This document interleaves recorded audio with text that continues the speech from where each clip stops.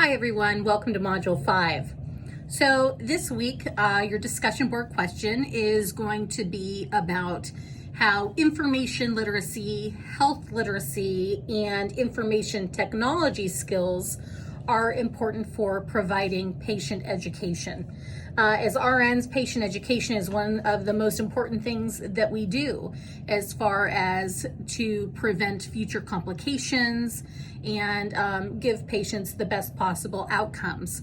So one of the things that's so important is not just that we are using technology, but that we know how to find good quality resources in our patient education. So we're going to be looking at that this week. And when you post your discussion boards, make sure that you are providing specific examples of how you are utilizing that information and health literacy concepts with your patient education as well, and along with technological skills.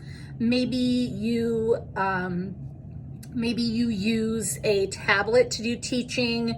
Maybe you pull teaching documents out of the computer, but it's beyond just that. How are you evaluating their knowledge of the topic? And are we looking at the patient's ability to gather good information? Do your patients understand what is a good website, or when they're looking things up at home, how to know if something is a quality resource or not? So that's part of our job. So even nurses struggle with this sometimes. What is a quality resource? But we need to understand that, and we need to be able to guide our patients to finding good quality resources. So I look forward to the discussions on this. I always think this is a good topic. And as we go into this, this is going to tie into your other assignment for this week. So for this week's assignment, I have instructions on how to access MOG Library. And I want you to go to MOG Library and find 2 scholarly nursing articles. And these are the sources that you're going to use in Module 6 to write your nursing research paper. So when I talk about a scholarly article, I do require that they are from a nursing journal. You will lose points if you provide an article that is from a medical journal. So please make sure that you're careful when you're looking on the library website. If it comes from a nursing journal, then it is a nursing article and is good to use. But we are a nursing profession, so I want you to gather your information from those sources versus a medical journal. Also, it is very important that your sources be current. That means that they have to be published within the last 5 years. So this is to avoid you using dated information. So remember, another thing, sometimes students will ask when they go to write their papers if they can use additional sources, and they absolutely can. But these 2 articles are submitted this week, and then I will approve those, and then you'll know that you are good to start working on your research paper for Module 6. And I have a tip sheet that I have created and added in Blackboard. So if you click in to view the assessment for this article submission assignment, you'll see the tip sheet on how to go to MOG Library and find appropriate articles. If you are struggling, we do have a Health and Human Services librarian, Colleen Deshawn. She is a fantastic resource. So if you are having any trouble with locating a good article, you can reach out to her. So sometimes I have questions from students as far as what the articles are supposed to be about. So I want this paper that you're going to be writing to be something that's of interest to you.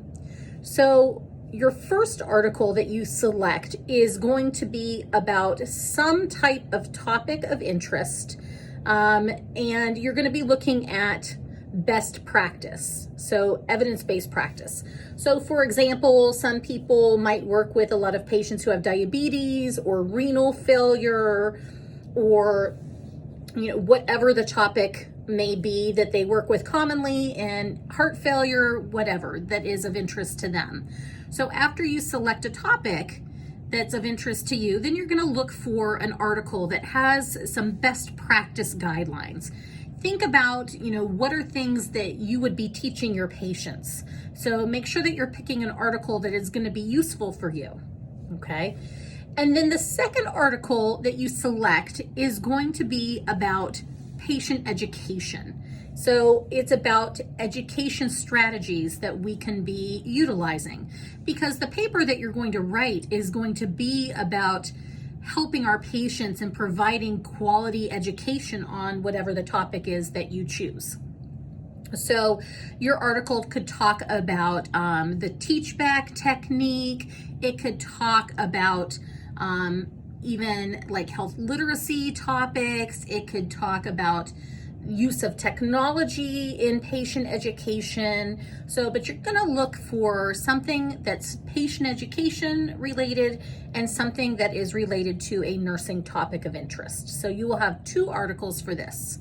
Now, when you submit those articles, this is very important. When you go to MOG Library, it will give you an option to copy and send a link.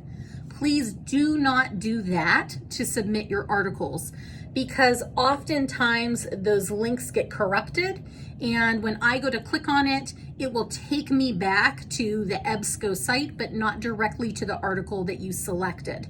So I ask that once you find your article, you need to download it as a PDF to your computer and save it. Then upload the actual article to the assignment section for this week. So you will have to add a file. So you can attach those files and submit them that way. If you have questions on how to do that, or you're struggling, please reach out to me. To log into the MOG Library website, you do need to know your Y number. That's on your student ID. You can also find that in Banner. You'll find your Y number if you're not sure what that is, but it requires your last name and your Y number to log in. So moving forward, we are over halfway. I am enjoying looking at the PowerPoints as they start rolling in. I've seen a couple have been submitted, and I am just always impressed at how far you guys come over these short 7 weeks. I know it's an accelerated course, but I hope that you are learning you're learning about informatics and also becoming more confident with the computer and the online classroom. These projects, I think, are so interesting. You do not have to, read a peer's articles or anything like that. You obviously still have to post to the discussion board and respond to your peers there.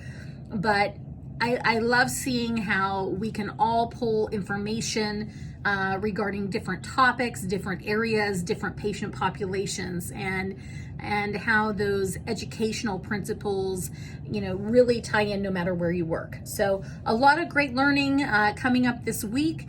And once you find your articles, I do suggest don't wait, and you might want to get started. You're going to be looking at your paper for Module 6, and that's a 3 to 4 page paper.